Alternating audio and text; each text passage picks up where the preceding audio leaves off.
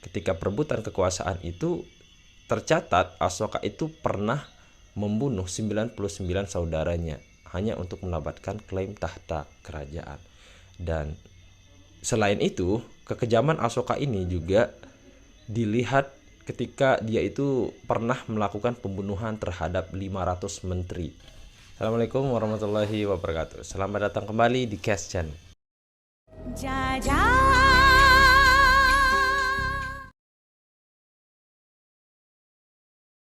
Di masa lalu ada seorang raja yang sangat populer di zaman itu, di mana raja ini itu hidup sekitar abad sebelum Masehi.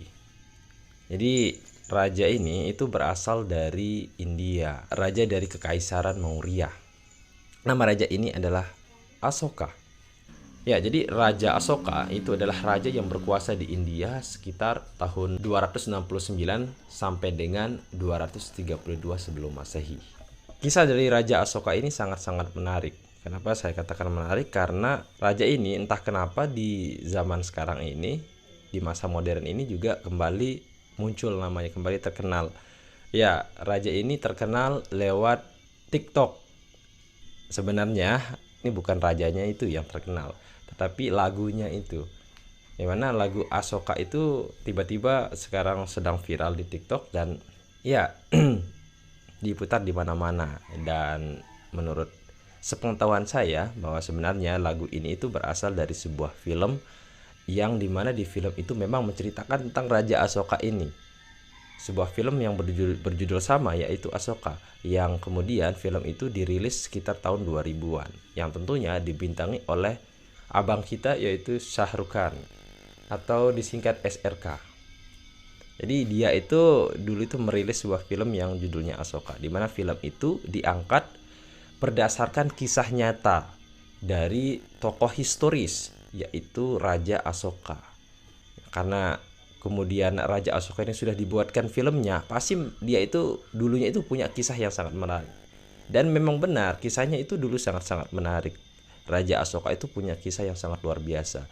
Dan bahkan lambang dari kerajaan Maurya yang dipimpin oleh Raja Asoka itu sudah digunakan oleh pemerintah India sekarang sebagai simbol negaranya. Entah itu di simbol apa, saya kurang ya nggak terlalu ingat ya. Tetapi intinya itu saking luar biasanya kerajaan Maurya ini atau Kekaisaran Maurya yang dipimpin oleh Raja Asoka, dia itu dijadikan sebagai simbol negara. Nah, pada kesempatan kali ini kita akan membahas tokoh historis dari Raja Asoka. Jadi ayo kita bahas bersama-sama. Raja Asoka itu punya dinamika hidup yang sangat luar biasa ekstrimnya, jadi naik turun begitu. Dia punya perubahan karakter yang sangat drastis begitu, sangat dinamis. Dimana awalnya raja ini kejam dan brutal luar biasa pada awalnya, tetapi kemudian hidupnya itu berubah 180 derajat. Sifatnya itu berubah juga 180 derajat. Ya, dari sebelumnya dia merupakan seorang raja yang brutal, yang cinta terhadap kekerasan, lalu kemudian berbalik menjadi seorang raja yang sangat lemah lembut dan tidak menyukai kekerasan. Dia itu lebih memilih untuk berdiplomasi dengan lawannya ketimbang melakukan peperangan supaya tidak terjadi penderitaan begitu. Ini terjadi karena Raja Asoka itu menerapkan ajaran agama Buddha, yang dimana dia itu kemudian di separuh hidupnya itu atau di tengah kepemimpinannya itu dia kemudian mengenal Buddha, agama Buddha.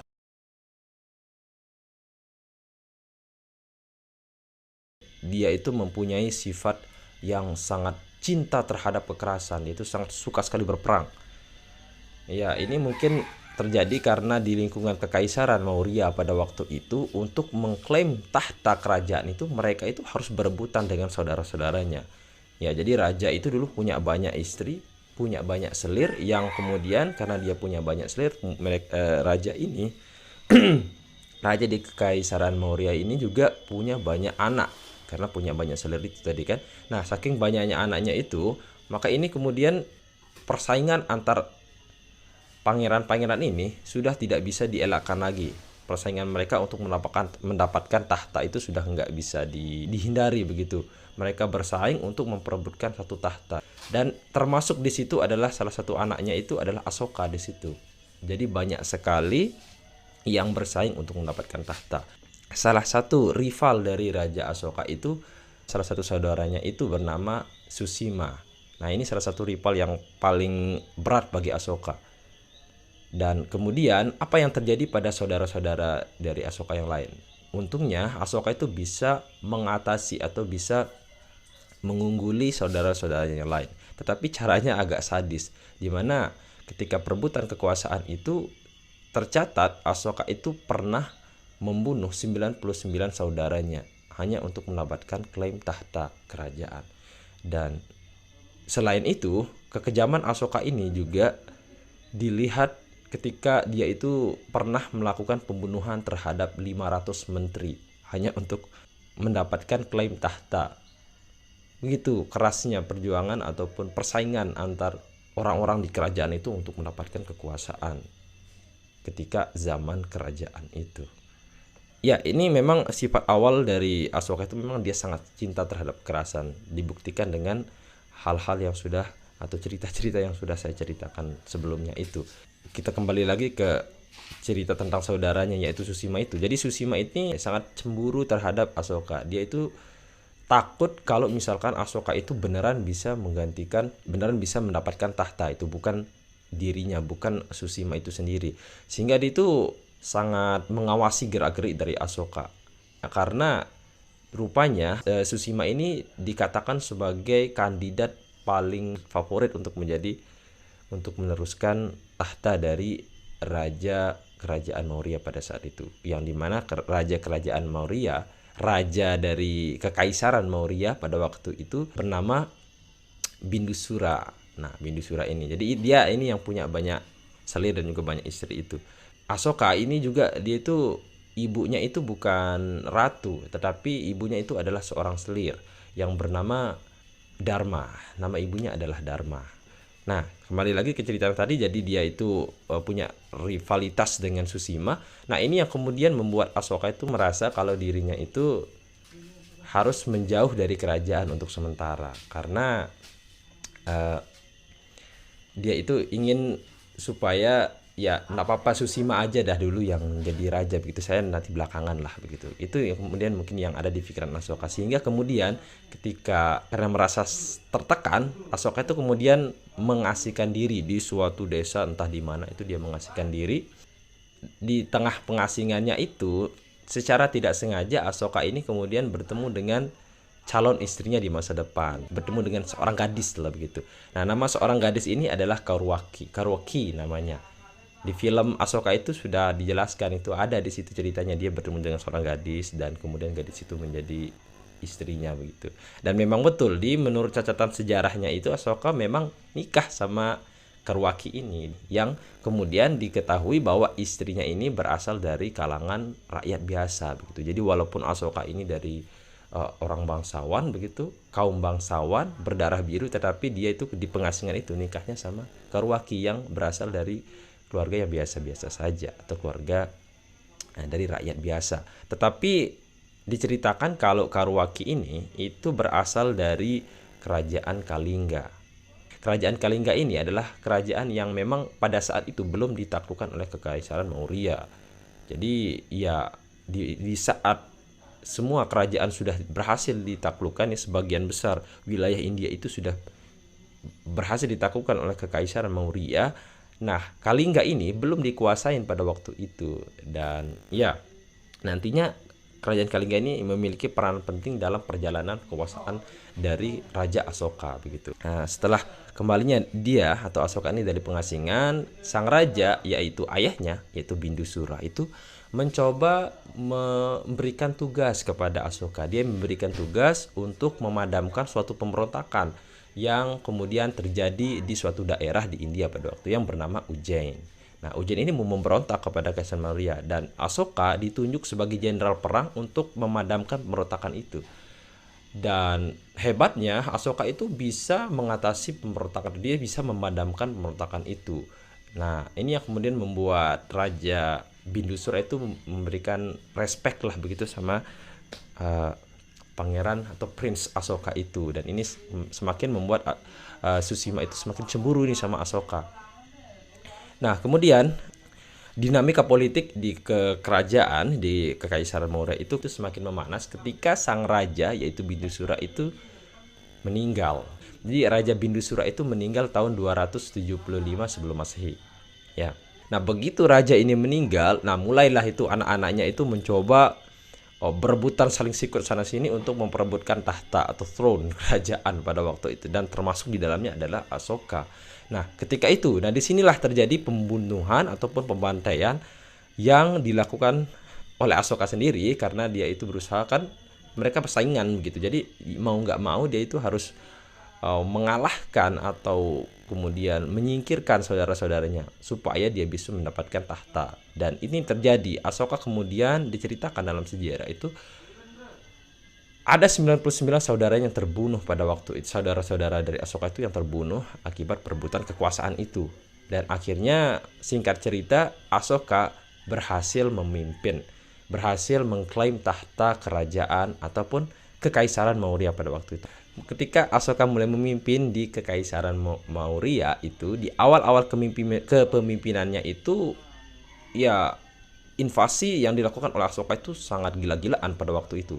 Ya karena memang sifat awal dia itu memang awalnya dia itu keras, sifatnya keras gitu, dan suka terhadap kekerasan. Itu sifat awalnya. Yang kemudian dia itu mengobarkan banyak sekali perang di wilayah anak benua India itu. Banyak sekali perang yang dia kobarkan di situ. Sampai kemudian Kekaisaran Maurya itu memiliki luas yang sangat luar biasa. Sampai ke selatan itu, ke timur, ke barat, bahkan dia itu sampai bisa menaklukkan Afghanistan. Bahkan sampai ke Myanmar tuh. Nah, ini kan sampai Asia Tenggara dia bisa melakukan invasi begitu, melakukan penaklukan sampai Myanmar, sampai Afghanistan begitu, di ujung timur sampai ke ujung selatan gitu. Tapi ada satu wilayah yang belum bisa dikuasai oleh Raja Asoka. Wilayah ini adalah wilayah Sri Lanka. Nah, karena kan kalau kita lihat di peta itu kan Sri Lanka itu dia memang dipisahkan dengan benua India, itu dipisahkan oleh laut lah begitu. Nah, kemudian semuanya berubah ketika kemudian Raja Asoka itu memimpin pasukan untuk menaklukkan kerajaan Kalingga. Nah, ketika kemudian dia Raja Asoka kemudian mencoba melakukan penaklukan terhadap kerajaan Kalingga, yang kita tahu di awal tadi bahwa Kalingga ini adalah kerajaan dari istrinya itu, yaitu Karwaki itu kan. Dia berasal dari Kalingga. Nah, jadi ini ada semacam dilema bagi Raja Asoka pada waktu. Di satu sisi dia ingin menaklukkan Kalingga, tetapi di sisi lain itu adalah tempat asal dari istrinya. Ya, tapi Asoka kemudian tetap melanjutkan peperangan dan dia kemudian berperang melawan kerajaan Kalingga. Kerajaan Kalingga itu bisa dikalahkan oleh Raja Asoka. Nah, apa yang terjadi setelahnya itu yang akan membuat kehidupan atau yang membuat cara pandang dari Raja Asoka ini berubah 180 derajat. Ketika peperangan ini berlangsung, banyak sekali korban dari pihak Kalingga yang kalah pada waktu itu. Ada sekitar 158.000 orang pasukan dari pihak Kalingga itu yang mati pada waktu itu, yang gugur dalam peperangan. Nah, ini yang kemudian membuat Raja Asoka itu dia itu kemudian merenung begitu. Kalau di filmnya itu dia diceritakan tuh dia melihat mayat-mayat yang tergeletak, kemudian dia melihat di situ kengerian yang terjadi akibat dari peperangan. Dan di situ dia mulai mikir dan mulai sadar begitu bahwa memang kekerasan itu adalah sesuatu yang sangat-sangat menyedihkan begitu. Nah, perlu diketahui sebelumnya bahwa sebelum peperangan itu Raja Asoka itu sudah sempat terpapar atau sudah sempat mengenal ajaran Buddha, di mana pada peristiwa Ujjain itu ketika dia memadamkan pemberontakan di Ujjain itu, di situ dia itu sempat luka, di situ Asoka itu sempat luka, dan ketika dia luka itu, jadi lukanya itu lumayan parah pada waktu itu, dan kemudian dia itu diselamatkan dan diobati oleh salah seorang biksu pada waktu itu yang beragama Buddha. Nah, dari situlah Asoka kemudian mulai mengenal ajaran dari agama Buddha yang mengajarkan tentang anti kekerasan begitu. Di situ dia mulai kemudian memeluk agama Buddha. Jadi sebelum perang melawan Kalingga ini, Asoka itu memang sudah dikenalkan begitu dengan ajaran agama Buddha. Puncaknya itu ketika dia kemudian melihat banyak sekali korban peperangan ketika dia kemudian melakukan invasi terhadap kerajaan Kalingga. Jadi banyak sekali korban di situ, dan ini yang kemudian membuat kepercayaan dia terhadap ajaran agama Buddha itu semakin meningkat begitu. Nah, sejak saat itu Asoka tobat. Iya, dia itu tobat untuk melakukan kekerasan. Semenjak saat itu dia menerapkan ajaran agama Buddha itu, dia menerapkan dharma dalam pemerintahannya.